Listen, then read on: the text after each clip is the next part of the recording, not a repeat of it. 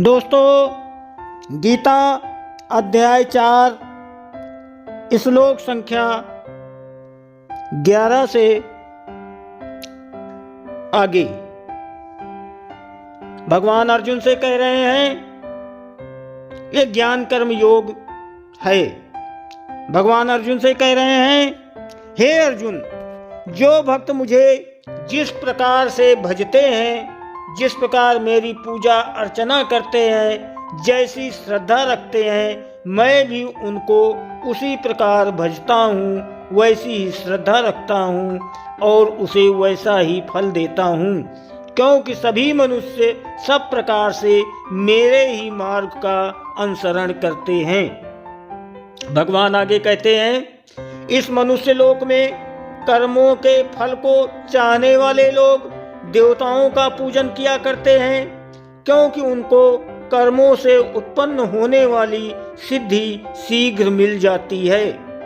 भगवान आगे कह रहे हैं, ब्राह्मण, क्षत्रिय, वैश्य और शूद्र, इन 4 वर्णों का समूह गुण और कर्मों के विभाग पूर्वक मेरे द्वारा रचा गया है। इस प्रकार उस सृष्टि रचना आदि कर्म का कर्ता होने पर भी मुझ अविनाशी परमेश्वर को तू वास्तव में अकर्ता ही जान।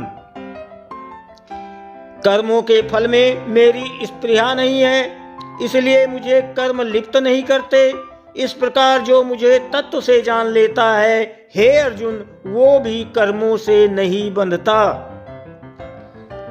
भगवान आगे कह रहे हैं, पूर्व काल में मुमुक्षुओं ने भी इस प्रकार जानकर ही कर्म किए हैं, इसलिए तू भी पूर्वजों द्वारा सदा से किए जाने वाले कर्मों को ही कर। भगवान आगे समझाते हुए कह रहे हैं, कर्म क्या है और अकर्म क्या है। इस प्रकार इसका निर्णय करने में बुद्धिमान पुरुष भी मोहित हो जाते हैं। इसीलिए वो कर्म तत्व में तुझे भली भांति समझाकर कहूँगा, जिसे जानकर तू अशुभ से अर्थात कर्म बंधन से मुक्त हो जावेगा। भगवान कहते हैं, कर्म का स्वरूप भी जानना चाहिए और अकर्म का स्वरूप भी जानना चाहिए तथा विकर्म का भी स्वरूप जानना चाहिए, क्योंकि कर्म की गति बहुत गहन है। भगवान आगे कहते हैं, कर्मण्यः कर्मयः पश्येद कर्मणि च कर्मयः स बुद्धिमान मनुष्येषु स युक्तः कृष्ण कर्म कृत।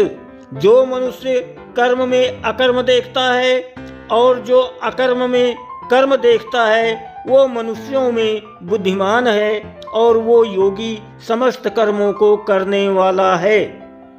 भगवान अर्जुन को समझाते हुए आगे कहते हैं, जिसके संपूर्ण शास्त्र सम्मत कर्म बिना कामना और संकल्प के होते हैं, जिसमें किसी तरह की कामना नहीं होती, किसी तरह की इच्छा नहीं होती कि मुझे लाभ हो, हानि हो, कुछ भी हो, ये मिले ना मिले, किसी तरह की कामना नहीं होती, उसे कह रहे हैं भगवान, जिसके संपूर्ण शास्त्र सम्मत कर्म बिना कामना और बिना संकल्प के होते हैं तथा जिसके समस्त कर्म ज्ञान रूप अग्नि द्वारा भस्म हो गए हैं, उस महापुरुष को अज्ञानी जन भी पंडित ही कहते हैं। जो पुरुष समस्त कर्मों में और उनके फल में आसक्ति का सर्वथा त्याग करके संसार के आश्रय से रहित हो गया है और परमात्मा में नित्य तृप्त है, वो कर्मों में भली भांति बरतता हुआ भी वास्तव में कुछ भी नहीं करता है। भगवान समझाकर आगे कहते हैं, जिसका अंतःकरण और इंद्रियों सहित शरीर जीता हुआ है और जिसने समस्त भोगों की सामग्री का परित्याग कर दिया है, ऐसा आशा रहित पुरुष केवल शरीर संबंधी कर्म करता हुआ भी पापों को प्राप्त नहीं होता। दोस्तों, एक गीता की विवेचना चल रही, व्याख्या चल रही है, लड़ीवार चल रही है, कृपया इसे देखिए। इसमें आपको जीवन जीने की कला मिलेगी, बहुत बड़ा ज्ञान मिलेगा। भगवान आगे कह रहे हैं, जो बिना इच्छा के अपने आप प्राप्त हुए पदार्थ में सदा संतुष्ट रहता है, जिसमें ईर्ष्या का सर्वथा अभाव हो गया है, जो हर्ष शोक आदि द्वंद्वों से सर्वथा अतीत हो गया है, ऐसा सिद्धि और असिद्धि में सम रहने वाला कर्मयोगी कर्म करता हुआ भी उनसे नहीं बंधता है।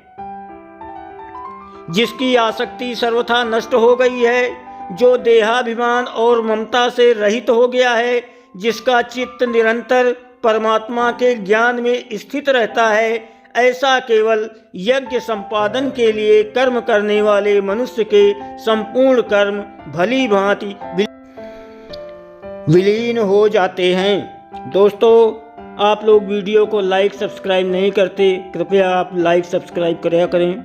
आपकी बहुत मेहरबानी होगी। धन्यवाद।